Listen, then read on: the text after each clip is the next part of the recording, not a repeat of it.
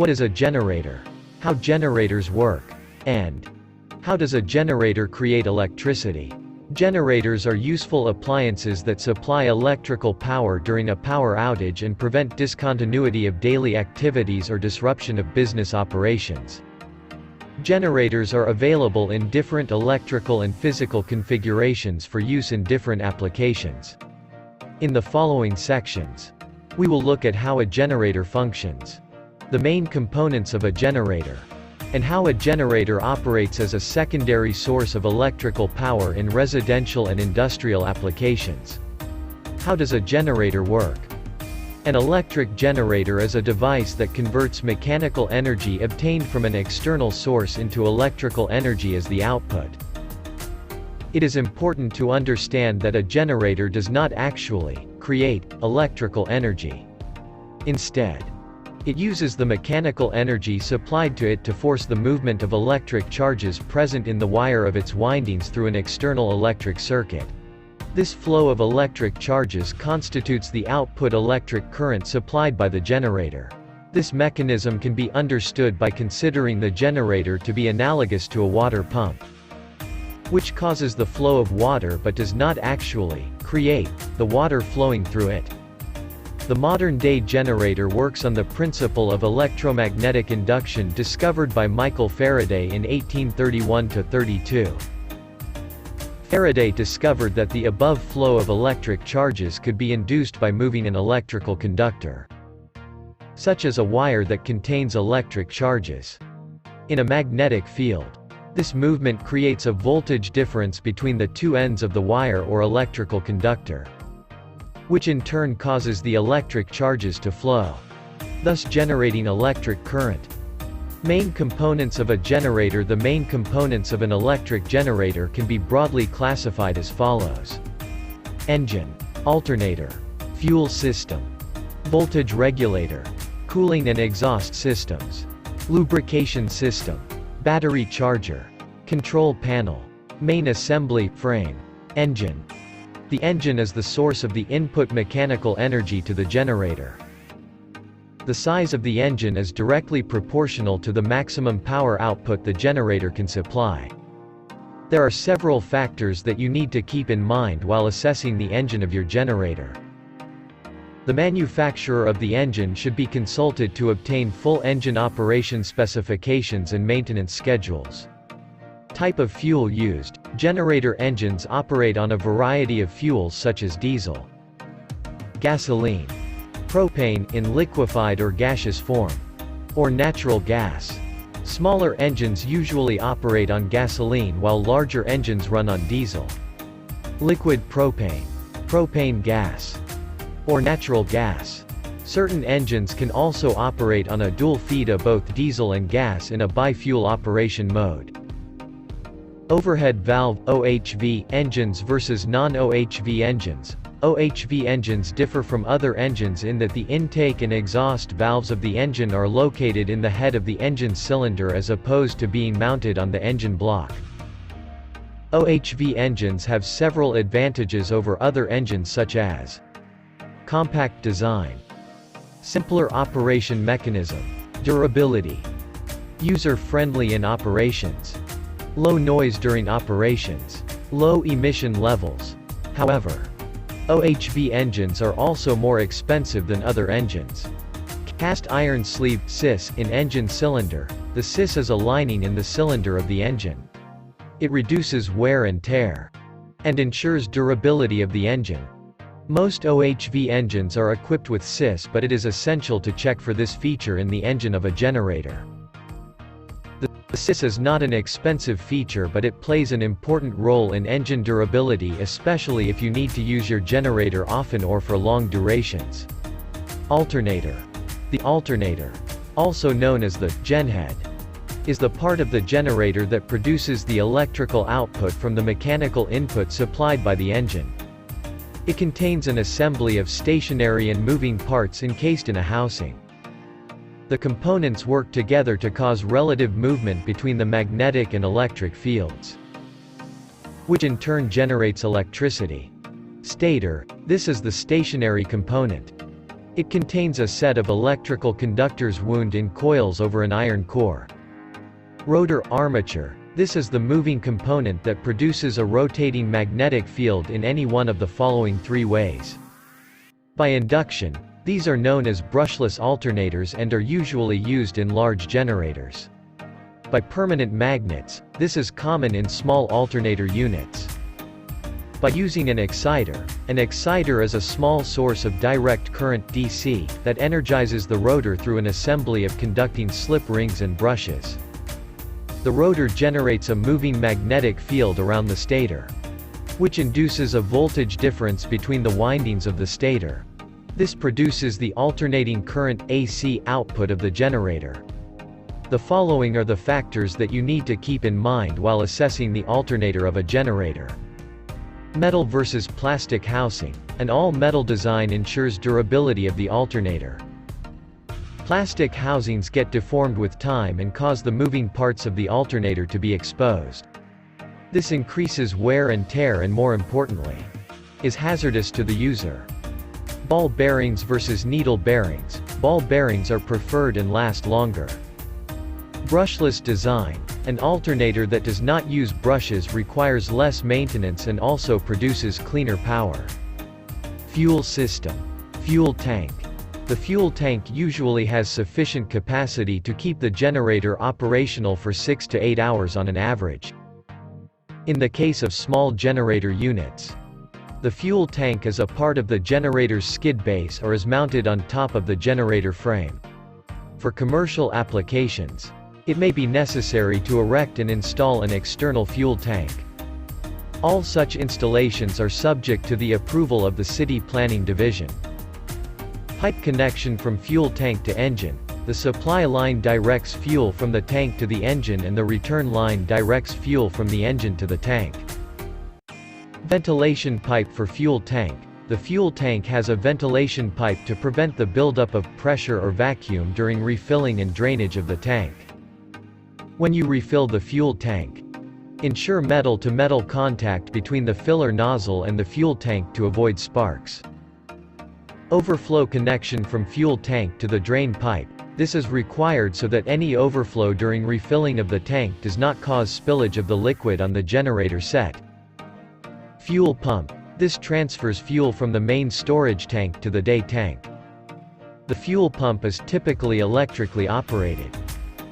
Fuel water separator. Fuel filter. This separates water and foreign matter from the liquid fuel to protect other components of the generator from corrosion and contamination.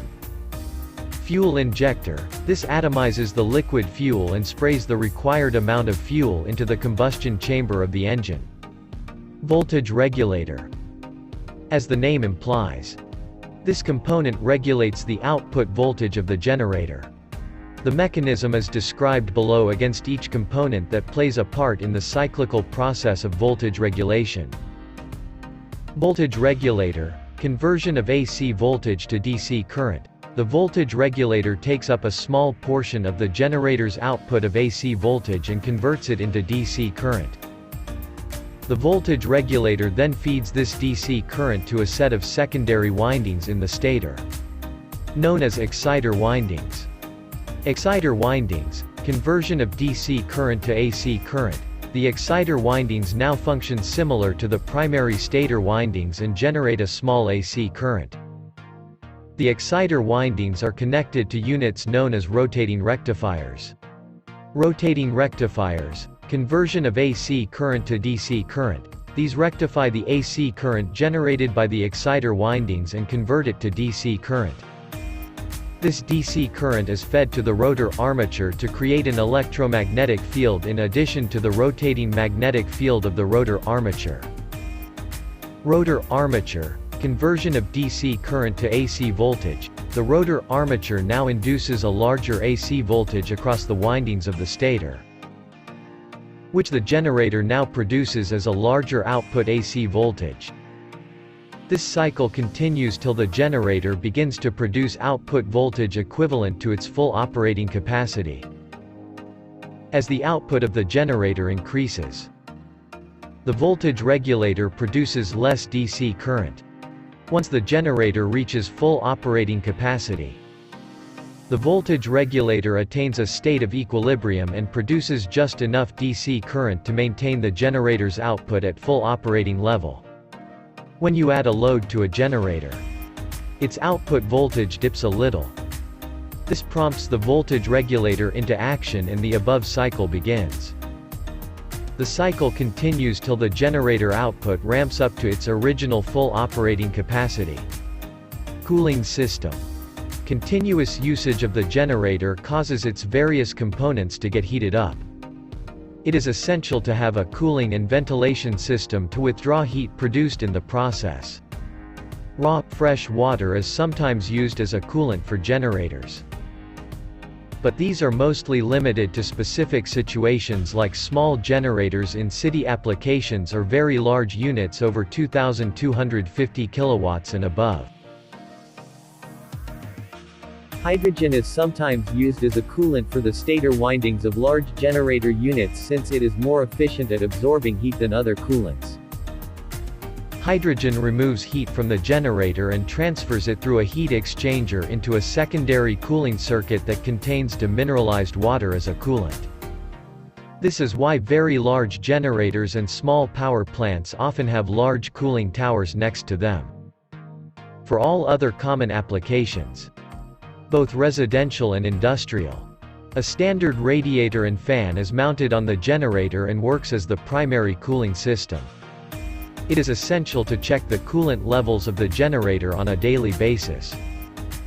The cooling system and raw water pump should be flushed after every 600 hours and the heat exchanger should be cleaned after every 400 hours of generator operation. The generator should be placed in an open and ventilated area that has adequate supply of fresh air. The National Electric Code (NEC) mandates that a minimum space of 3 feet should be allowed on all sides of the generator to ensure free flow of cooling air. Exhaust system. Exhaust fumes emitted by a generator are just like exhaust from any other diesel or gasoline engine and contain highly toxic chemicals that need to be properly managed. Hence, it is essential to install an adequate exhaust system to dispose of the exhaust gases. This point cannot be emphasized enough as carbon monoxide poisoning remains one of the most common causes for death in post-hurricane affected areas because people tend to not even think about it until it's too late. Exhaust pipes are usually made of cast iron, wrought iron, or steel. These need to be freestanding and should not be supported by the engine of the generator.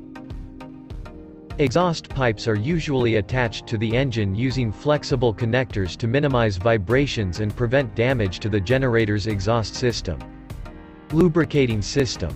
Since the generator comprises moving parts in its engine, it requires lubrication to ensure durability and smooth operations for a long period of time. The generator's engine is lubricated by oil stored in a pump. You should check the level of lubricating oil every 8 hours of generator operation. You should also check for any leakages of lubricant and change the lubricating oil every 500 hours of generator operation. Battery charger. The start function of a generator is battery operated. The battery charger keeps the generator battery charged by supplying it with a precise, float, voltage. If the float voltage is very low, the battery will remain undercharged. If the float voltage is very high, it will shorten the life of the battery. Battery chargers are usually made of stainless steel to prevent corrosion. They are also fully automatic and do not require any adjustments to be made or any settings to be changed. The DC output voltage of the battery charger is set at 33 volts per cell, which is the precise float voltage for lead-acid batteries. The battery charger has an isolated DC voltage output that does interfere with the normal functioning of the generator. Control panel. This is the user interface of the generator and contains provisions for electrical outlets and controls. The following article provides further details regarding the generator control panel. Different manufacturers have varied features to offer in the control panels of their units. Electric start and shut down. Auto start control panels automatically start your generator during a power outage. Monitor the generator while in operation. And automatically shut down the unit when no longer required. Engine gauges. Different gauges indicate important parameters such as oil pressure, temperature of coolant, battery voltage, engine rotation speed, and duration of operation. Constant measurement and monitoring of these parameters enables built-in shutdown of the generator when any of these cross their respective threshold levels. Generator gauges. The control panel also has meters for the measurement of output current and voltage. And operating frequency. Other controls, phase selector switch, frequency switch, and engine control switch, manual mode, auto mode, among others. Main assembly, frame. All generators, portable or stationary, have customized housings that provide a structural base support. The frame also allows for the generator to be earthed for safety.